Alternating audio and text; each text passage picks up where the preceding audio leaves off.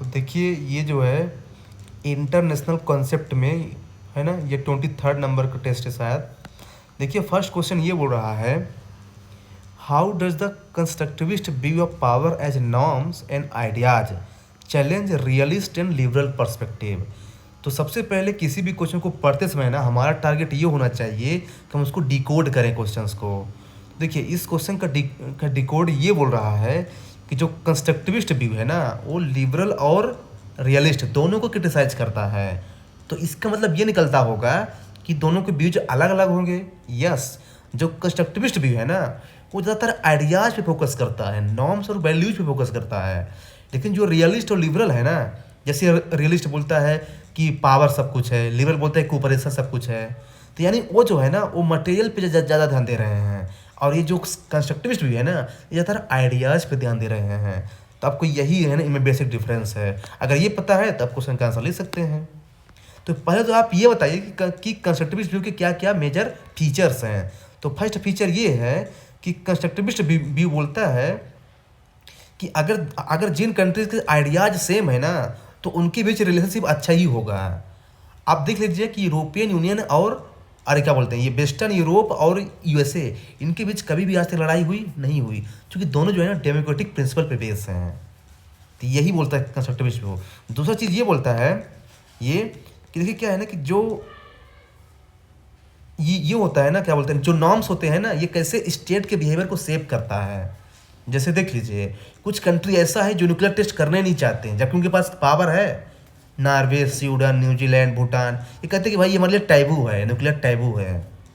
तो मतलब नॉर्म्स जो है ना कैसे जो है ना आर्म रेस को रोक रहा है, यानी हमारे रिलेशनशिप को बढ़ा रहा है। तो यही बोलता है कंस्ट्रक्टिविस्ट व्यू। बेसिकली कहने का मतलब ये है कि ये सॉफ्ट पावर पे जो है ना ज़्यादा रिलाई कर रहा है।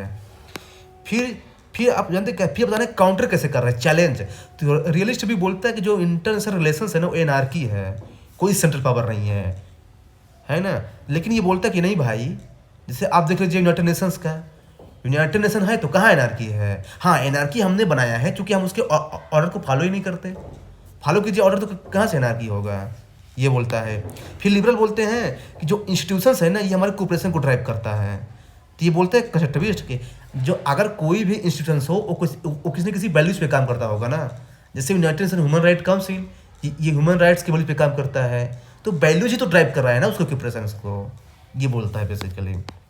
लास्ट में लिख दीजिए कंक्लूजन में कि है ना जो कंस्ट्रक्टिविस्ट व्यू है ना ये हमारे पावर ऑफ अंडरस्टैंडिंग जो है ना उसको क्या किया है, ब्रॉडन किया है बेसिकली। बस हो गया।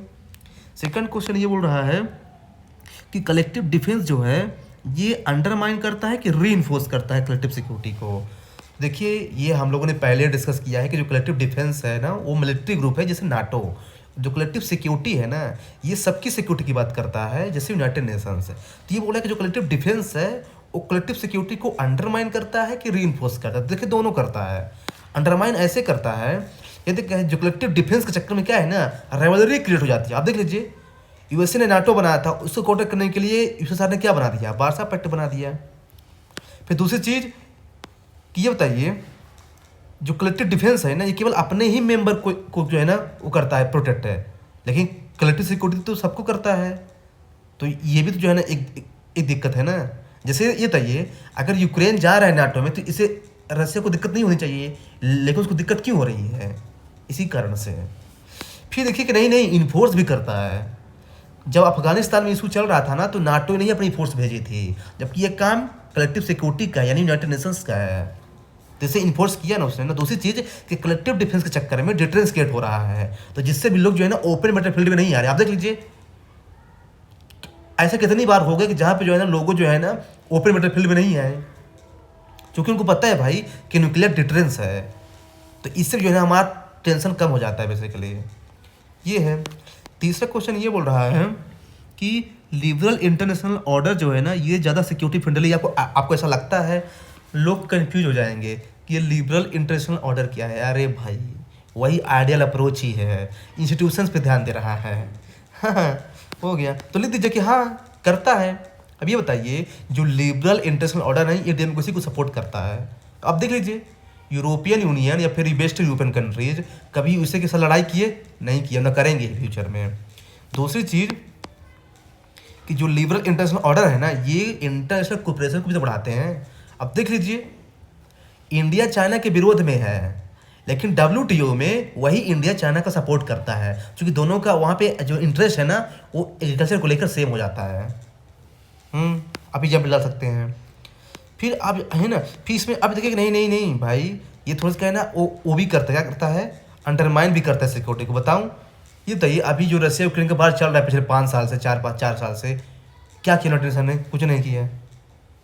दूसरी चीज़ कि ऐसा बोला जाता है कि है ना, कि ये लिबरल इंटरनेशनल ऑर्डर के नाम पे जो वेस्टर्न कंट्री है ना, ये डेवलपिंग कंट्री को डोमिनेट करती हैं। जैसे USA जो है ना, डेमोक्रेसी को इम्पोज करने के चक्कर में वहाँ पे अरब स्प्रिंग ला दिया मिडिल ईस्ट में, तो क्या है, डोमिनेशन ही तो है। तो आप कंक्लूजन में ये लिख सकते हैं कि जो लिबरल इंटरनेशनल ऑर्डर है ना, ये लाइक माइंडेड कंट्रीज के लिए सिक्योरिटी लाता है, लेकिन जो कंट्री नॉन अलाइंड है ना, उनके लिए इनसिक्योरिटी लाता है बेसिकली। ये आप कंक्लूजन में लिख सकते हैं।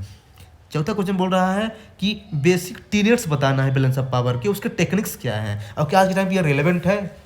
तो बैलेंस ऑफ पावर का सिंपल मतलब ये है, जो रियलिस्ट व्यू पे बेस है, ये बोलता है कि आज के टाइम पे कोई एक सिंगल पावर नहीं है, हर कोई अपने आप पे पावर है और बैलेंस पावर है।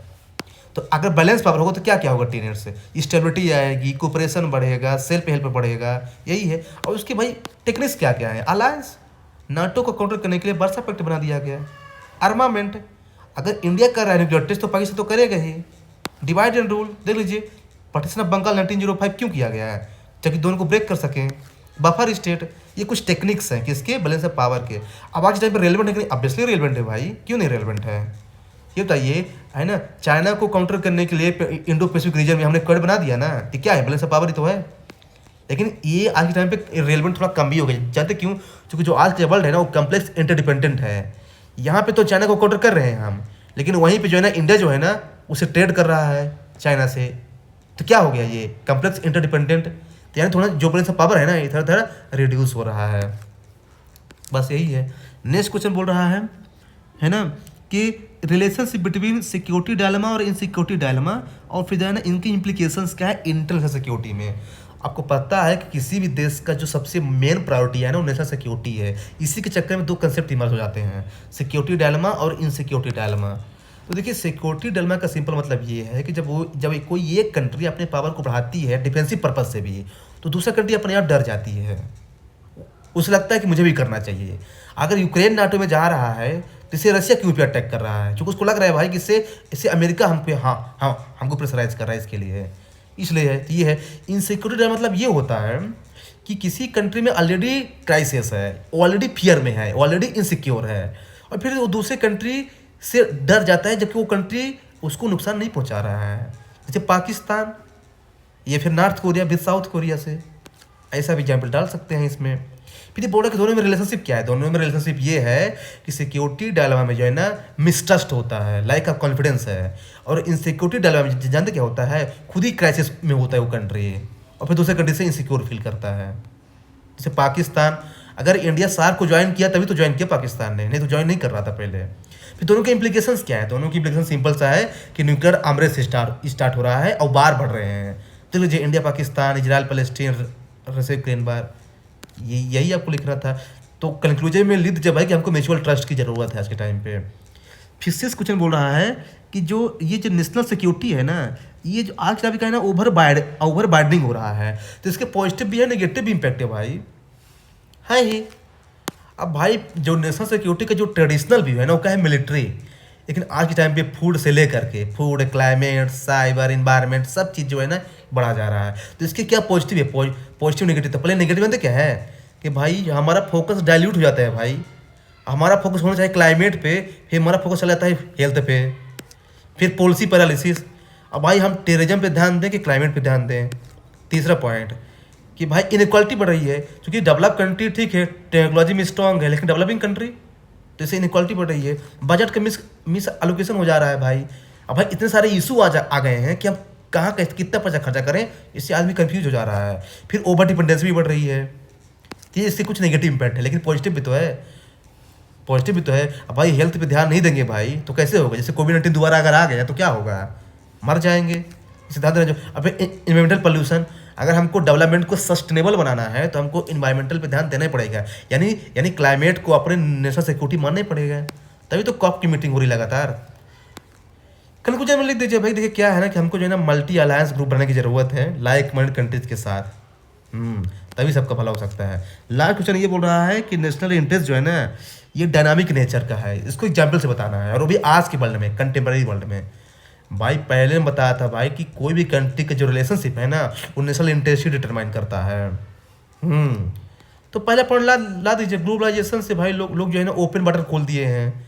हाँ, अब इंडिया जो है ना रशिया से है ना मिलता जुलता है डिफेंस के लिए, चाइना से ट्रेड के लिए, है ना, यूएसए से टेक्नोलॉजी के लिए। तो क्या है ये, यही तो है नेशनल इंटरेस्ट।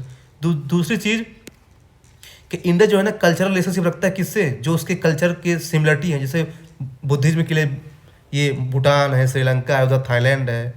क्यों मिल रहा है उनसे? आसियान का मेंबर इंडिया नहीं है, इसके बावजूद जो है ना उनसे क्यों मिलता रहता है? क्योंकि उन सबकी कल्चरल सिमिलरिटी है। फिर पावर शिफ्ट, पहले यूएसए का फोकस रसिया था, अब फोकस चाइना हो गया है। फिर दूसरी चीज़ कि ये बताइए, क्लाइमेट को हम जो है ना एजेंडा बढ़ा रहे हैं, तभी तो हर साल कोप की मीटिंग कर रहे हैं। अभी देख लीजिए ब्राज़ील में हुई थी। फिर ये बताइए, इंडिया आप जानते हैं भाई कि अगर डेवलपमेंट करना है तो हमको जो है ना एनर्जी पे ध्यान देना पड़ेगा, तभी तो भाई उनके साथ अच्छा रिलेशनशिप रखता है। यूएई हो गया, ईरान हो गया, इराक हो गया, इसके साथ है बेसिकली, है ना। फिर last and not least diaspora. अब इंडिया को पता है भाई कि जो मेरी पॉपुलेशन है ना वो ऑस्ट्रेलिया में भी है, मिडिल ईस्ट में भी है, यूएसए में भी है, तो भाई इनके साथ अच्छा रिलेशनशिप रखना ही पड़ेगा। इसे बोलते हैं डायस्पोरा डिप्लोमेसी। लास्ट में लिख दीजिए, देखिए क्या है ना कि आज का जो वर्ल्ड है मल्टीपोलर वर्ल्ड ऑर्डर है, इसलिए हमको सबका साथ सबका विकास की जरूरत